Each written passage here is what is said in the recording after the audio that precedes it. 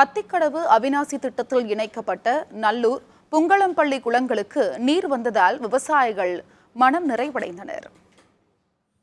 சத்தியமங்கலம் சுற்றுவட்டாரத்தில் உள்ள புங்கம்பள்ளி குளம், நல்லூர் குளம், நொச்சிக்குட்டை குளம் உள்ளிட்ட 50க்கும் மேற்பட்ட நீர்நிலைகள் அத்திக்கடவு அவிநாசி திட்டத்தில் இணைக்கப்பட்டுள்ளன. கடந்த மாதம் வெள்ளோட்ட அடிப்படையில் புங்கம்பள்ளி மற்றும் நல்லூர் குளத்திற்கு தண்ணீர் கொண்டுவரப்பட்டது.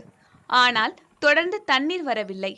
அத்திக்கடவு அவிநாசி திட்டம் பயன்பாட்டுக்கு வந்து 1 மாதமாகியும் சத்தியமங்கலம் சுற்றுவட்டார பகுதியில் உள்ள குளம், குட்டைகளுக்கு இன்னும் தண்ணீர் வரவில்லை.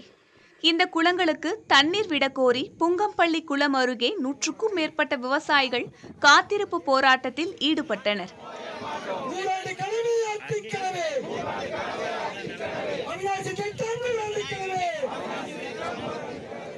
பவானிசாகர் எம்எல்ஏ பன்னாரி, நல்லூர் ஊராட்சி தலைவர் மூர்த்தி ஆகியோர் போராட்டத்துக்கு ஆதரவு தெரிவித்து களம் இறங்கினர்.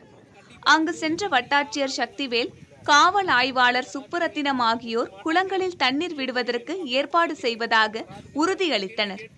இதனையடுத்து போராட்டம் விலக்கிக் கொள்ளப்பட்டது. இந்த நிலையில் அத்திக்கடவு அவிநாசி திட்ட குழாய் மூலம் புங்கம்பள்ளி, நல்லூர் குளத்துக்கு வெள்ளோட்டமாக தண்ணீர் விடப்பட்டது. விவசாயிகள் பூக்கள் தூவி தண்ணீரை வரவேற்றனர். குடிநீர் ஆதாரமாக இது நல்லா எங்களுக்கு பயன்படுது. காரணம் என்னன்னா, ட்ரையாக இருந்தது. முதல்ல இந்த குடிநீர் போர்வெல் எங்களுக்கு குடிக்க முடியாது. இப்போல்லாம் குடிக்கிற அளவுக்கு போர்வெல் தண்ணி எங்களுக்கு மாறிடுச்சுங்க. இந்த குளத்தை நம்பி கிட்டத்தட்ட ஒரு 50-60 ஏக்கருக்கு மேலே பூமிக்கு இருக்குதுங்க. இந்த குளம் நிரம்பினா ஒரு 2 வருஷத்துக்கு விவசாயம் நல்லா இருக்குங்க. ஆடு மாடு நிறையா வளர்த்துறாங்க. இதில் ரொம்ப பிரயோஜனமாக இருக்குங்க எங்களுக்கு.